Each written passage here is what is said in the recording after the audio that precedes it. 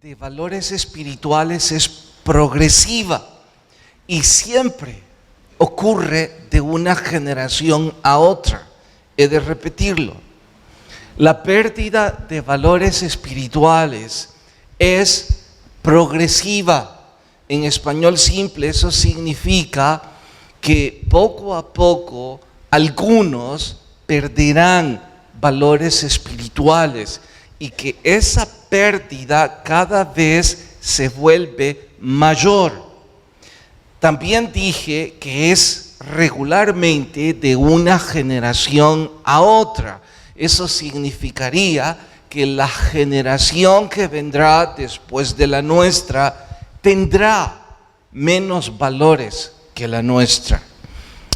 En la película mexicana, Nosotros los Nobles, se inmortalizó la frase: abuelo rico, padre millonario, nieto miserable. Y eso ejemplifica lo que yo acabo de decir. El abuelo rico, el padre se vuelve millonario, pero el nieto es miserable. Pueden estar seguros que encontrarán frases similares en cualesquiera culturas.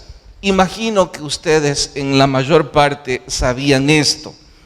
Tal vez lo que no sabían es que la frase que acabo de recitar o lo que acabo de decir también está inspirado en la Biblia, o mejor digo, en lugar de mencionar también, digo que todos los demás habrán derivado el conocimiento a través de la Biblia. En casa corroboren lo que estoy por contar. En el libro de Jueces, en el capítulo 2, no en este momento, en casa, dice que la generación que entró a la tierra prometida sirvió a Dios fielmente. Enseña que la siguiente generación también. Y aunque obviamente con menor entrega, pero también sirvieron. Pero que la tercera generación hicieron lo malo ante los ojos de Dios. Que cuando Josué murió, siendo un abuelo, los nietos decidieron andar en pos de los Baales. Y desde allí en adelante fue una generación tras otra de maldad, corrupción e injusticia. Bueno, con esto estoy ratificando, al aplicarlo a nuestra historia, que una buena parte de mi generación moriremos sirviendo a Dios. Vamos a cometer errores sin duda y vamos a pagar por ellos, pero nunca nos volveremos a los Baales.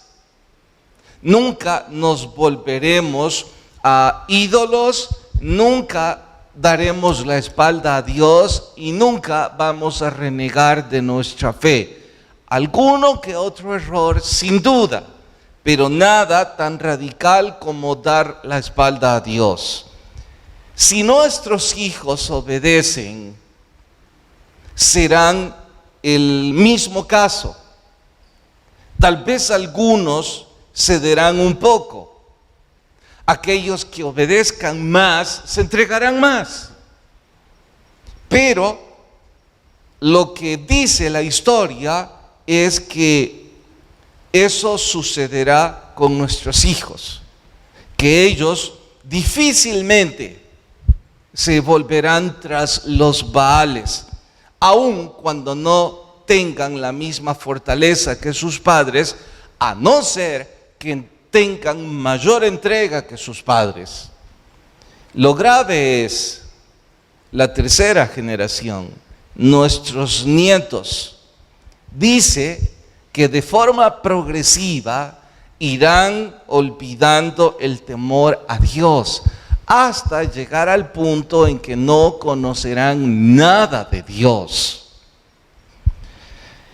Ese será el momento de juicio. Ese es el momento que incluye el momento histórico del libro que hoy estamos estudiando. Generación tras generación volvió progresiva su actitud de desfachatez espiritual, su indiferencia, su negación a los valores, su resistencia a honrar a Dios en el matrimonio, su resistencia a congregarse y ser parte de toda la liturgia antiguo testamentaria, su resistencia a aportar y cubrir las necesidades del tabernáculo, su resistencia a honrar a sus hijos, mostrándoles con su ejemplo el temor a Dios. Bueno, si eso lleva al momento de juicio, este es un buen momento, aunque no es nuestra temática de hoy, para decir a todos los papás, a todos los de mi generación, o los que están un poquito arriba o un poquito abajo, lo más importante que ustedes y yo debemos hacer en nuestra vida es guiar a nuestros hijos y a nuestros nietos en el temor a Dios.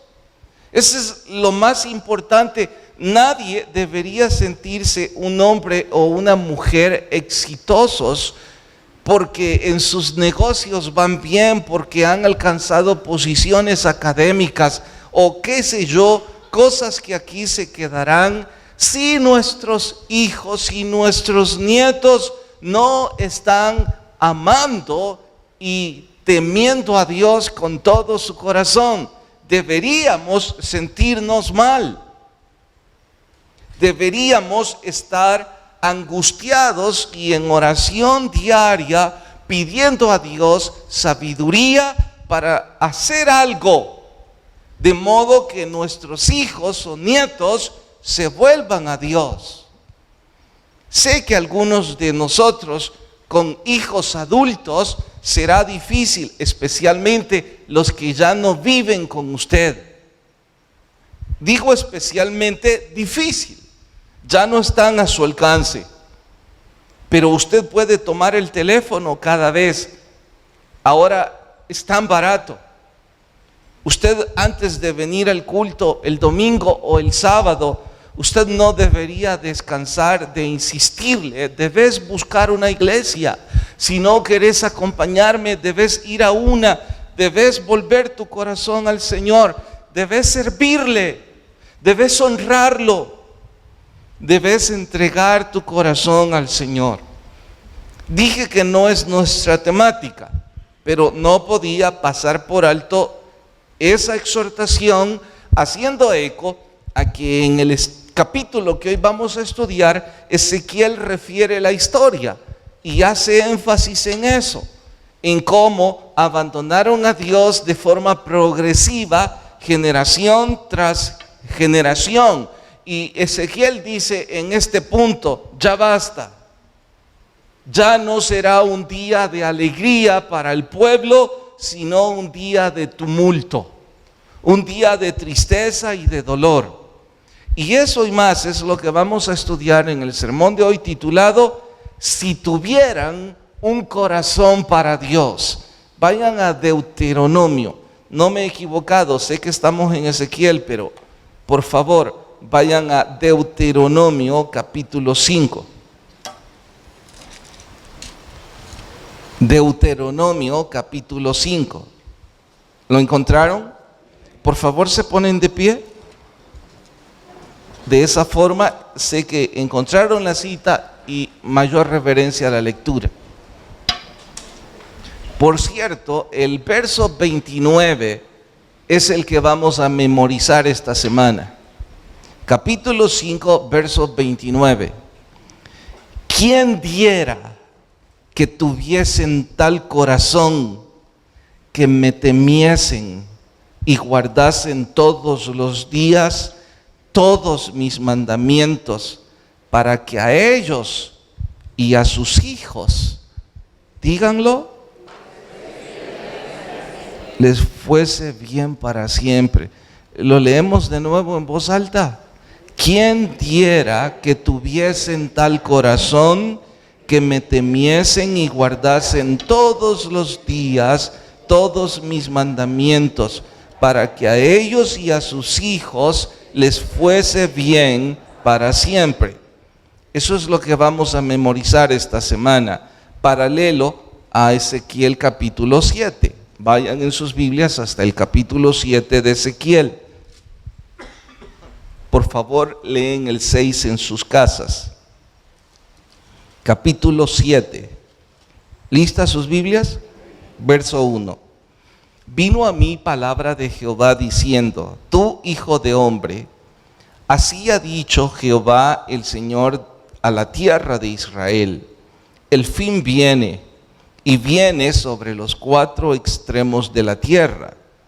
Ahora será el fin sobre ti, y enviaré sobre ti mi furor, y te juzgaré según tus caminos, y pondré sobre ti todas tus abominaciones. Mi ojo no te perdonará, ni tendré misericordia. Antes pondré sobre ti tus caminos, y en medio de ti estarán tus abominaciones, y sabréis que yo soy Jehová. Así ha dicho Jehová el Señor: un mal, he aquí, viene un mal, viene el fin viene, se ha despertado contra ti, he aquí que viene.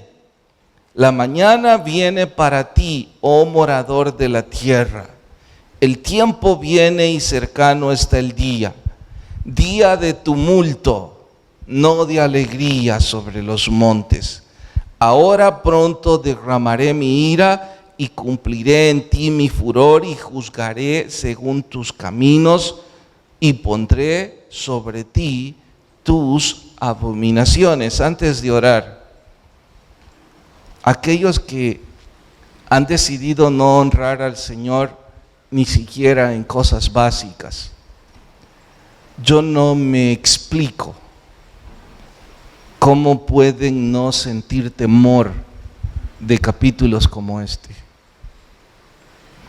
A no ser que entran a la iglesia de forma religiosa porque son parte de esta comunidad. Pero eso no les ayuda en nada. Aquí está hablando de que llega un día de juicio. Y por eso leí Deuteronomio, porque si tuvieran un corazón para Dios. Pero en fin, oremos. Señor, ruego tu gracia y que tu Espíritu hable a cada uno. En Cristo Jesús, amén. Pueden tomar su asiento. Recordarán del domingo anterior la forma magistral en que Ezequiel dramatizó su sermón, con 4 aplicaciones o ilustraciones. Es que él solía subir un escalón más en el arte de la comunicación, con el afán de insistir al pueblo, quizá así lo escuchaban.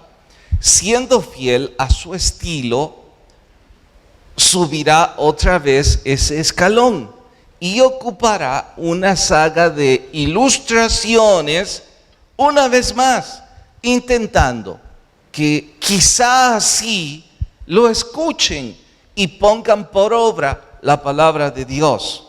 Son 4 las ilustraciones que va a ocupar esta vez.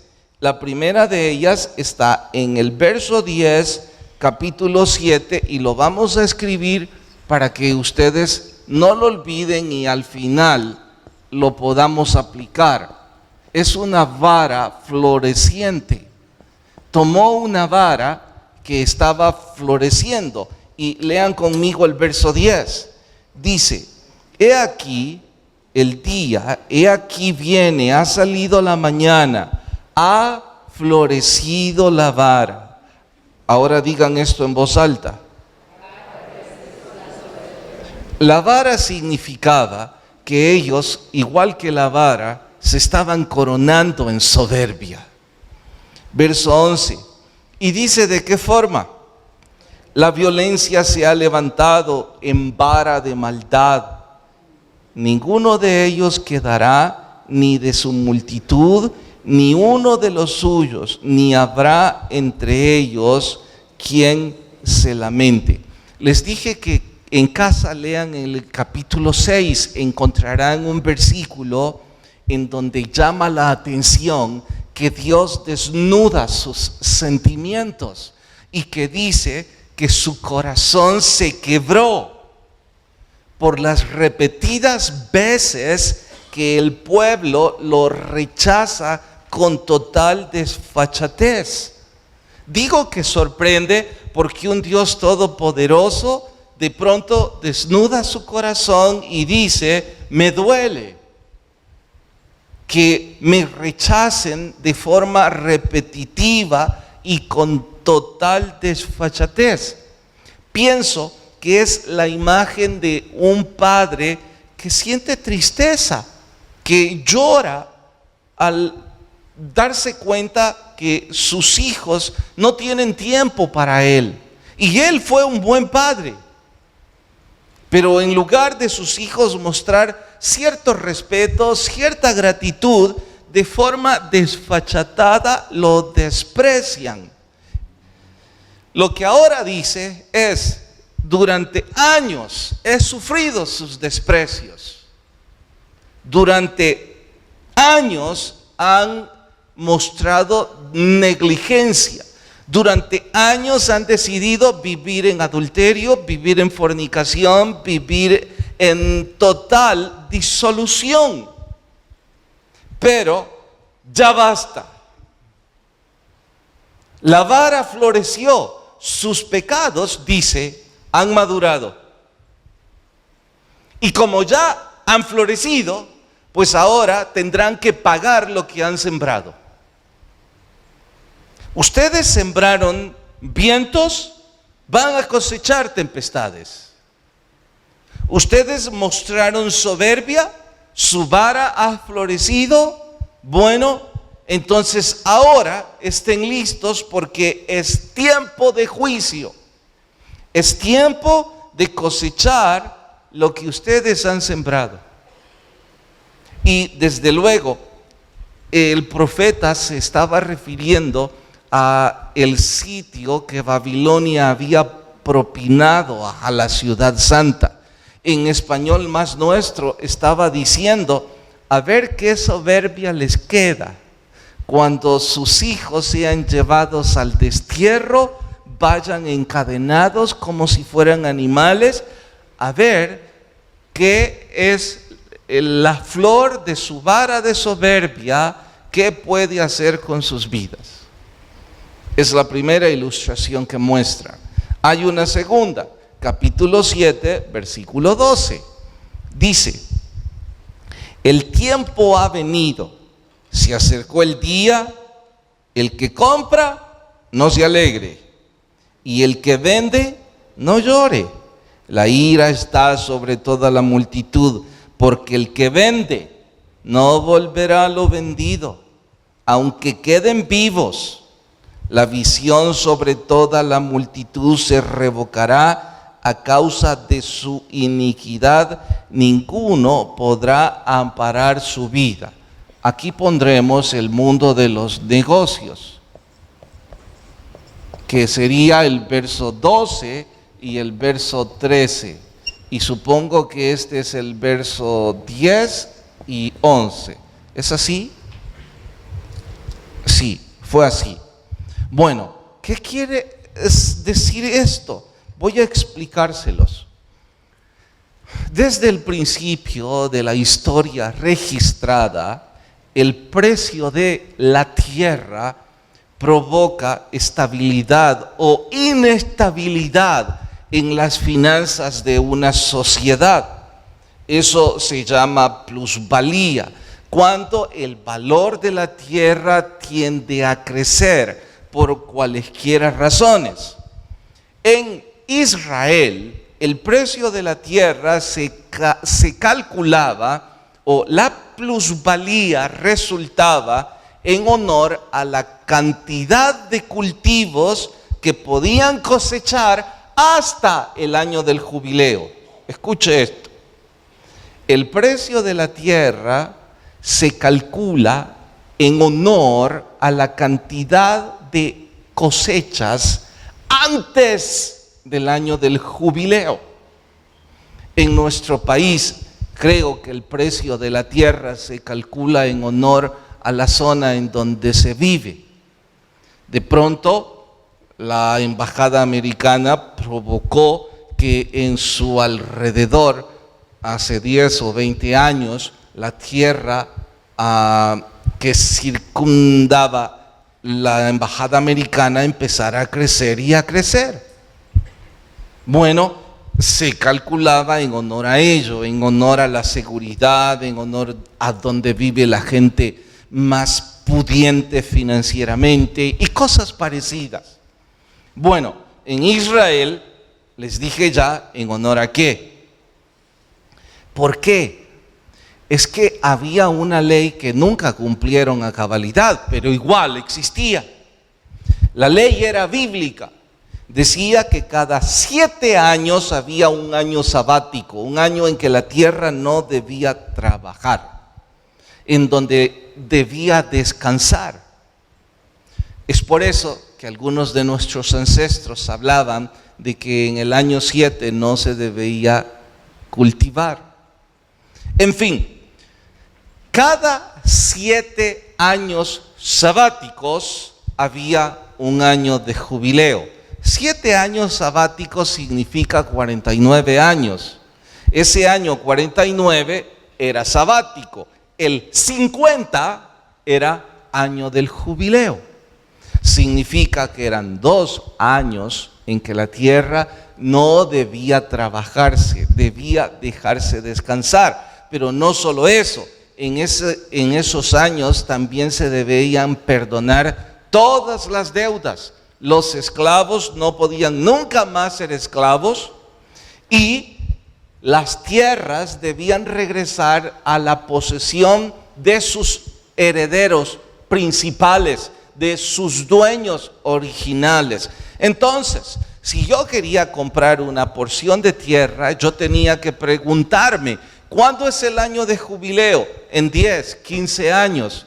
Entonces tu tierra vale en honor a esos 10, 15 años que yo voy a usufructuarla. Y ese era el valor de la tierra.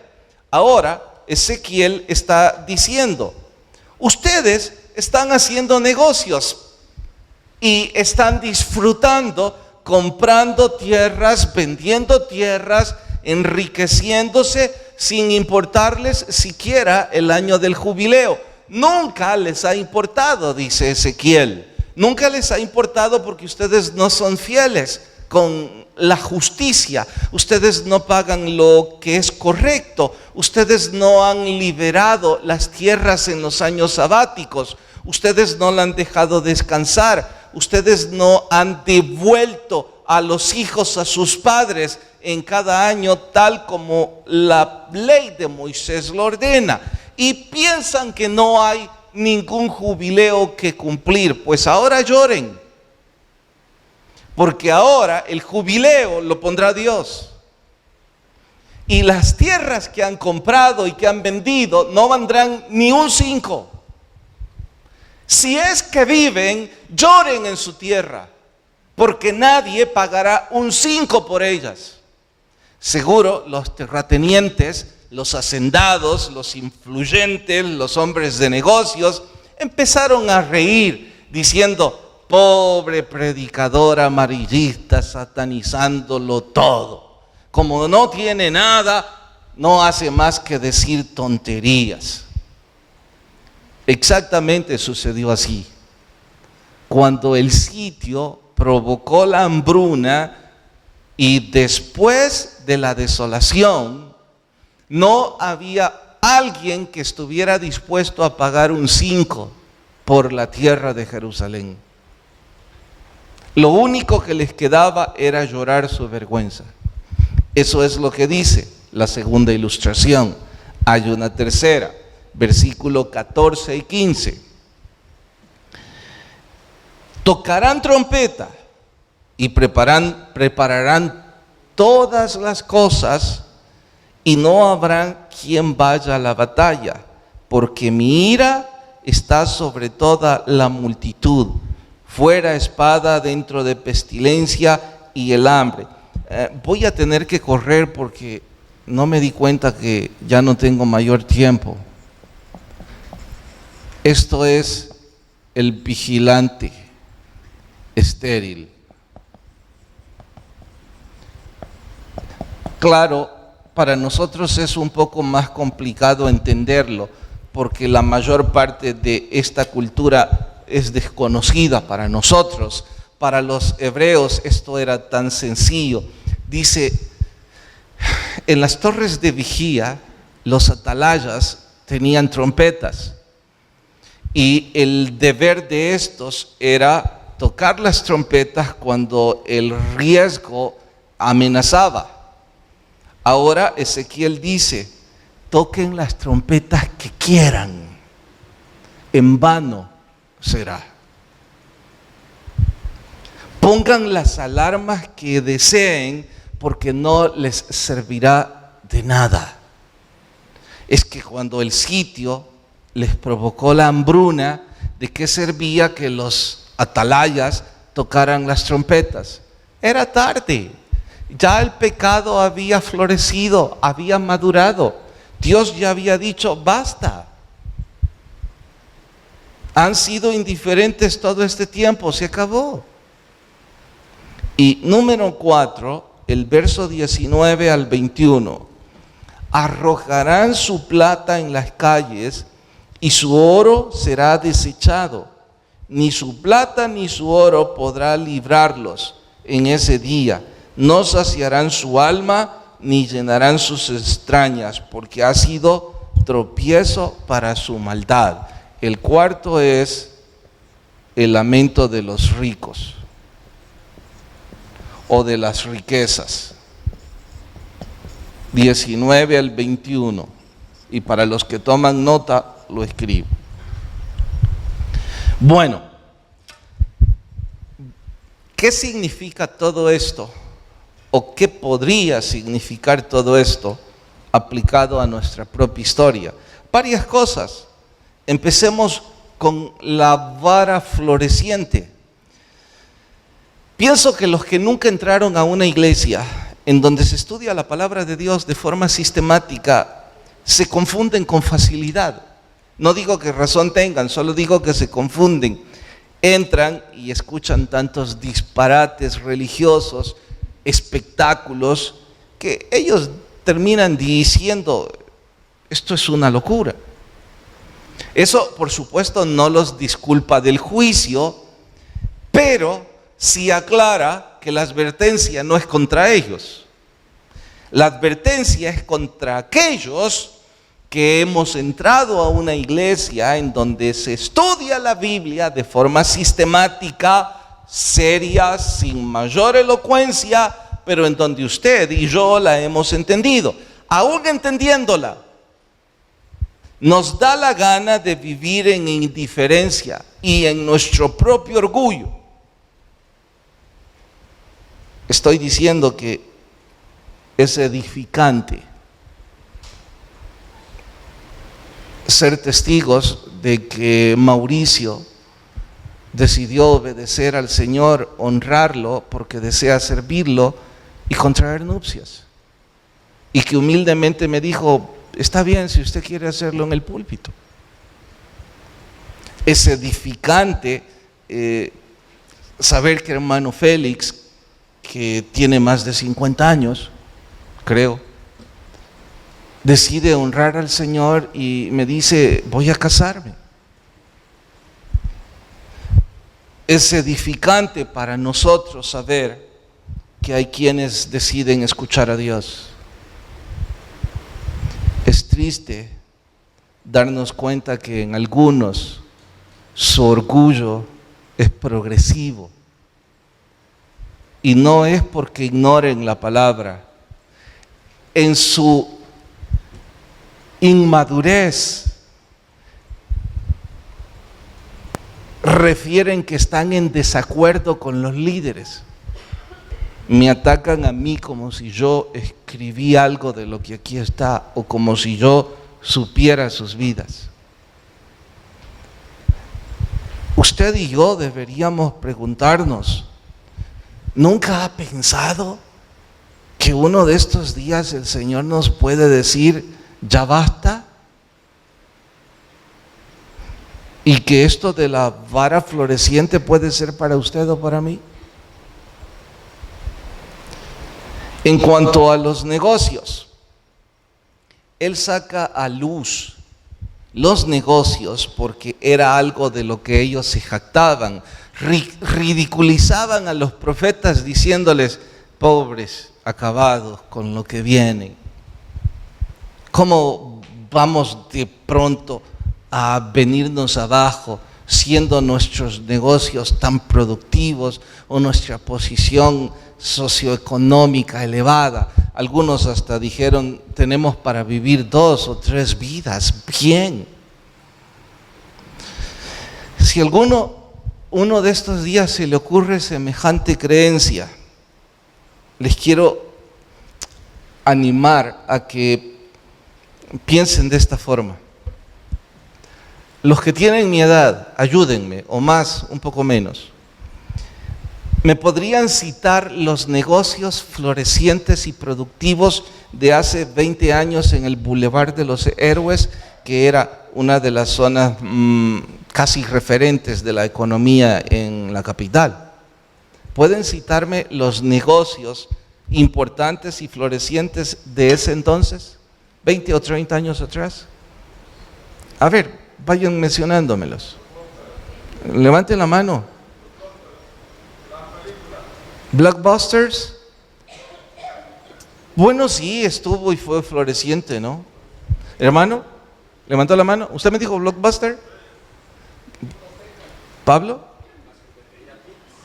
La sorbetería Vips. Nunca fue muy floreciente, pero estuvo ahí la sorbetería Vips. El Mundo Feliz. ¿Cuántos años estuvo, no? Kismet. ¿Estuvo en el Boulevard? Bueno, estuvo adentro. ¿Más nadie? ¿Sí, hermana?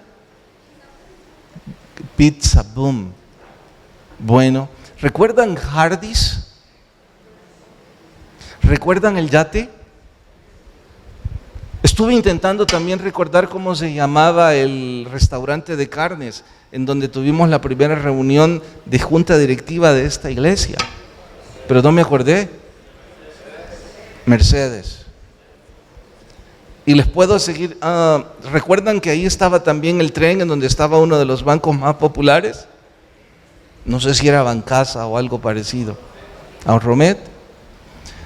¿Alguien tiene idea dónde están todos esos hombres de negocios?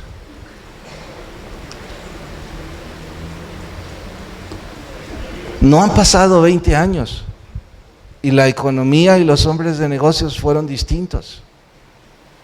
Dejemos los negocios de ese boulevard. Hablemos de, ¿recuerdan los que pertenecían al PCN? Sus riquezas y su forma de gobernar este país. ¿Dónde están?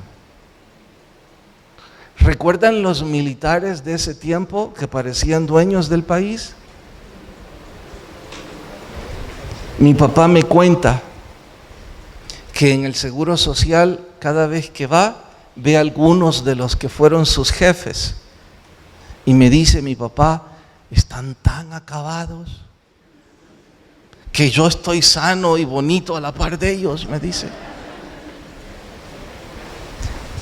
Y no habla solo de acabados por su edad o sus enfermedades, sino en sus vidas. Yo me pregunto dónde quedó toda la confianza de aquellos que creían que sus propiedades les daban estabilidad después de los terremotos, en donde lugares caros se volvieron sitios inaceptables. Y los negocios quebraron. Y todos los que tuvieron ranchos de playa descubrieron que ya no eran bienes hipotecables, porque no hay banco en este país que quiera hipotecarlos. Extraño cómo cambia la vida en 20 años. Más extraño es que usted quiera jactarse de lo que tiene. El vigía. ¿De qué sirve el predicador cuando el juicio ya está dado? De nada.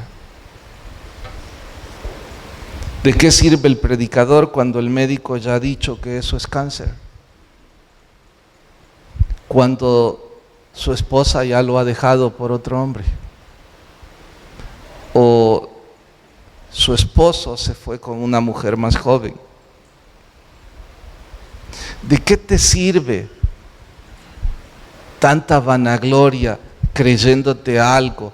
Ya casi tienes 30 años y no eres nada. Nada. Y lo que yo digo te sirve como para arremeter contra mí, como si a mí me importara tu vida. Y piensas que lo digo porque no eres nada. No, solo te estoy diciendo que de qué sirve ahora el predicador. A ver dónde queda tu soberbia y tu grandeza de que nadie te dice nada. A ver qué haces ahora que ya perdiste tu virginidad. ¿De qué sirve todo esto?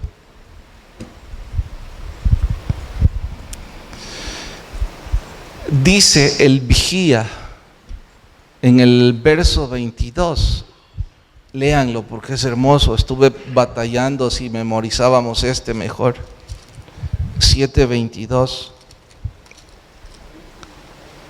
Haz y apartaré de ellos mi rostro, ¿y será qué? ¡Wow!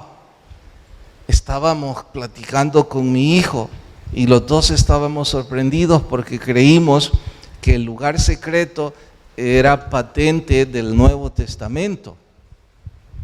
Está patentado desde el Antiguo, en donde Dios dijo que su lugar santísimo era su lugar secreto, un sitio para hablar con Él. Ahora dice el vigía que el lugar secreto ha sido violentado porque ni siquiera lo tienen. De hecho, algunos de ustedes no saben nada de orar. Luego, el lloro de las riquezas.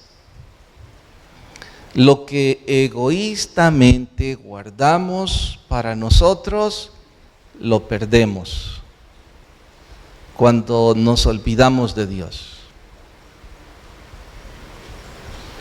No lo escuchó bien, voy a repetírselo.